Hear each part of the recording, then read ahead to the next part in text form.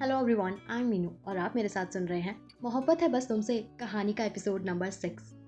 वो हैरानी से देख रहा था। श्रुति के मोबाइल की गैलरी में श्रुति की कम और मयंक की तस्वीरें ज्यादा थी। तभी श्रुति अपना मोबाइल लेने के लिए उसके कमरे में आई। अपना मोबाइल उसके हाथ में देखकर उसके कदम जहाँ थे वहीं रुक गए। पीयूष ने जब उसे देखा तो गैलरी दिखाते हुए पूछा, क्या है ये? फोटोज।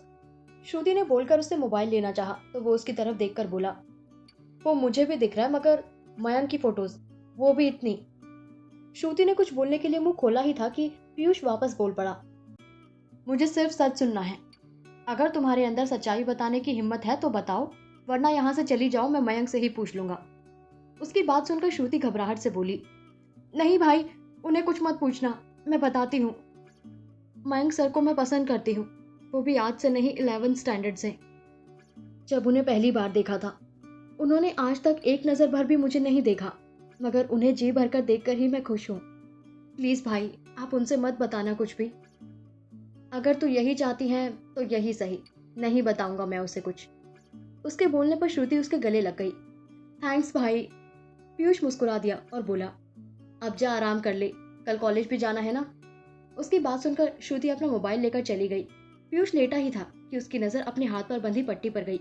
एक बार फिर विक्रम की हरकत उसके जहन में ताजा हो गई, लेकिन अगले ही पल चांदनी का डरा चेहरा उसके सामने आ गया। कब उसको याद करते करते वो गहरी नींद में चला गया, उसे पता भी नहीं चला। अगले दिन मोहन जी ने जब सुबह सुबह शालिनी को किचन में देखा तो हैरत में पड़ गए। शालू, सुबह सुबह तुम किचन में क्या कर रही हो? कुछ नहीं पापा, सबके लिए आज नाश्ता बनाकर लेकर जा रही हूँ। अरे वाह, वैसे क्या बन रहा है नाश्ते में? आपके लिए मैंने ऑलरेडी बनाकर रख दिया। बोलते हुए शालिनी ने पराठा उतारा और पैक करने लगी। मैं चलती हूँ पापा, नाश्ता कर लेना वरना ठंडा हो जाएगा। बोलते हुए शालिनी ने बैग उठाया और निकल गई। बाहर निकलकर हमेशा की तरह रिक्शे से कॉलेज की तरफ बढ़ गई। पीयूष हमेशा की तरह बाहर ही खड़ा था। उसके साथ श्रुति और मयंक भी थे। जब शालिनी को उसने आते देखा तो ना चाहते हुए भी मुस्कुरा ही दिया। शालिनी के आने के बाद वो साथ में ही अंदर बढ़ गए। अब शालिनी से कॉलेज में बात करने में सब कतराते थे, क्योंकि उन्हें उनसे मतलब नहीं था, इसलिए उसने कभी ध्यान ही नहीं दिया। शालू जल्दी खोलना टिफिन, श्रुति ने बेचैन होते हुए कहा तो शालिनी मुस्कुरा दी और टिफिन खोल दिया। लीजिए आप लोग खाइए। श्रुति आलू के पराठे और हरी चटनी देखकर बोल पड़ी, अरे ये तो भाई की फेवरेट है। ये सुनकर शालिनी पीयूष को देखने लगी, मगर पीयूष उसके चेहरे पर तो कोई भाव ही नहीं थे। मयंक और श्रुति ने तो अब तक खाना भी शुरू कर दिया था। साथ ही साथ उसके हाथ के खाने की तारीफें भी शुरू हो गई थी, मगर जिससे तारीफ का इंतजार था उसको, वो तो बस खाने में व्यस्त था। इधर पीयूष ने जब पहला निवाला मुंह में डाला तो आंखें अपने आप ही नम हो गई, जिसे बड़ी सफाई से उसने छुपा लिया। ये स्वाद बिल्कुल उसकी माँ के हाथ के खाने का स्वाद था। उसने श्रुति की तरफ से डिब्बा अपनी तरफ किया और खाने लगा। उसे देखकर शालिनी मन ही मन बोली, कम से कम तारीफ ही कर दे कि पराठे अच्छे हैं, मगर नहीं, खाने से फुर्सत मिले तब ना। बस इतने ही थे क्या शालू? मयंक ने पूछा तो उसे होश आया। उसने देखा तो पूरा डिब्बा खाली हो गया था। हाँ भैया, पता नहीं था ना कि इतना पसंद आएगा आप लोगों को, इसलिए ज्यादा नहीं लाई थी। अगली बार लाऊंगी तो पक्का ज्यादा लाऊंगी। उसकी बात सुनकर मयंक मुस्कुरा दिया और बोला, सच में बहुत अच्छे थे पराठे। अब तो मुझे लगता है कि तुम्हारे घर पर हम कभी भी आ जाएंगे, वो भी सिर्फ खाना खाने के लिए ही। उसकी बात सुनकर वो हंस दी और बोली, जरूर आइएगा। अच्छा अब चलो, लेक्चर तो होगा नहीं, लाइब्रेरी में ही जाती हूँ मैं। कहते हुए शालिनी उठ गई और सबको बाय बोलते हुए चली गई। पीयूष, तुझे भी तो जाना था ना लाइब्रेरी में कुछ बुक्स इशू कराने। मयंक की बात सुनकर पीयूष उठते हुए बोला, अरे हाँ, मैं भूल ही गया था, अच्छा हुआ तूने याद दिला दिया। कहते हुए पीयूष भी उठ गया और लाइब्रेरी की तरफ बढ़ गया। शालिनी बुक रैक से बुक उतार रही थी, तभी उसका हाथ पकड़कर किसी ने उसे एक तरफ खींच लिया। उसने चिल्लाने के लिए मुंह खोला ही था कि सामने वाले शख्स ने उसके होठों पर अपनी उंगली रख दी। उसने देखा तो वो पीयूष था। शालिनी की आंखें बड़ी हो गई थी। उसने पीयूष को देखा तो खुद को सामान्य करने की कोशिश करने लगी। वो लाइब्रेरी के उस हिस्से में थे जहाँ कोई आता जाता नहीं था।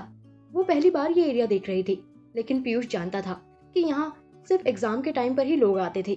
शालिनी की तेज हो चुकी सांसें अब थोड़ी सामान्य हो गई थी। पीयूष ने उसके दोनों तरफ अपना हाथ रखा था। वो उसकी उन हल्की छोटी ग्रे आंखों में देख रही थी। वहीं पीयूष ने उसके गले में चेन पहनाते हुए कहा, पराठे बहुत अच्छे थे। शालिनी को तो ये एहसास भी नहीं हुआ कि पीयूष ने कुछ कहा। वो तो बस अपनी आंखें बंद किए अपने हाथों में कुर्ती को भींचे खड़ी थी। जब पीयूष उससे दूर हुआ तो उसे देखने लगा। जितनी प्यारी शालिनी थी, उसके आगे उस चेन की खूबसूरती उसके गले में मौजूद रहने से बढ़ गई थी। उस चेन में लगा लॉकेट सफेद रंग का था, जो ज्यादा बड़ा नहीं था मगर बहुत प्यारा था। पीयूष उसे देखे जा रहा था, वहीं शालिनी उसकी आंखों में अपना अक्स देख रही थी। इस समय वो सब भूल गई थी। उसे होश आया जब अपने बालों में हाथ फेरते हुए पीयूष ने कहा, तुम्हें मुझे ऐसे देखना है तो देख सकती हो, मगर लाइब्रेरियन को जवाब तुम देना। उसकी बात सुनकर शालिनी को होश आया। उसने देखा तो पीयूष ने अपने दोनों हाथ ऊपर कर दिए। उसे ऐसे देखकर वो झेप गई और वहां से निकल गई। उसके जाने के बाद पीयूष मुस्कुराते हुए बोलने लगा, मेरा आधा काम तो हो गया शालिनी अग्रवाल, अब बस तुम्हें तोड़ना बाकी है।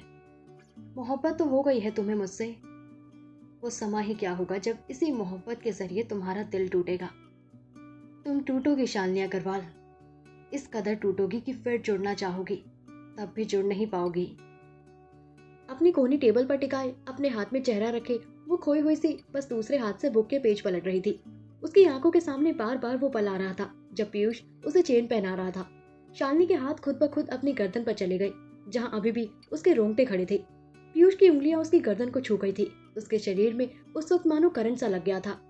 दिन बीत रहे थे और बीतते दिन के साथ शालिनी का एहसास गहराता जा रहा था।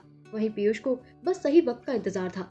अपने दिल के एहसासों को नजरअंदाज करके वो बस अपना बदला लेने की ताक में था। शालिनी ऑडिटोरियम की सीढ़ियों पर बैठी थी। पीयूष उसके पास बैठा उसकी उंगलियां अपनी उंगलियों में उलझाए हुए था। शालिनी ने उसे देखते हुए कहा, पीयूष एक बात बोलूं? पीयूष जो उसके कंधे पर पूरी तरह सर रखे हुए था, वो अपना सिर उठाकर उसको देखते हुए बोला, हाँ बोलो। तुम्हें नहीं लगता तुम्हारे वो दोस्त जो पहले तुम्हारे साथ रहते थे और जिनसे मिलना तुमने मेरी वजह से बंद कर दिया है, वो लोग कुछ सही नहीं है? पीयूष उसे देखने लगा तो वो आगे बोलने लगी, देखो मैं तुम्हारे दोस्तों या तुम्हारी पर्सनल लाइफ में कुछ नहीं कह रही। मैं बस कह रही हूँ कि तुम्हें याद करो ना, जब पहले दिन मैंने तुम्हें थप्पड़ मारा था तो सिर्फ मयंक भैया थे जो तुम्हें रोकने और समझाने गए थे। बाकी वो सब दोस्त एक तरफ खड़े होकर हंस रहे थे। हालांकि गलती भले ही तुम्हारी थी, मगर वो तुम्हें सही चीज़ों के बारे में बताने की बजाय तुम्हारे ऊपर हंस रहे थे। तुम ही सोच कर देखो, वो सिर्फ तुम्हारे फायदे के लिए तुम्हारे साथ नहीं है। उसकी बात सुनकर पीयूष सोचने पर मजबूर हो गया। सच में जब तक पीयूष से उनको फायदा होता रहा, वो लोग पीयूष के आगे पीछे रहते थे, मगर जब सच में पीयूष को जरूरत थी तब वो लोग थे ही नहीं। पीयूष ने सर हाँ में हिला दिया और बोला, I think you are right. खैर, अब मुझे उन सबसे बात करनी भी नहीं है, मगर उन्होंने अपनी हदें पार की तो मैं भी नहीं जानता कि मैं उनका क्या हश्र करूंगा। उसकी बात पर शालिनी ने सिर हिला दिया। ये लड़का और इसकी हरकतें दोनों कभी नहीं सुधर सकते थे।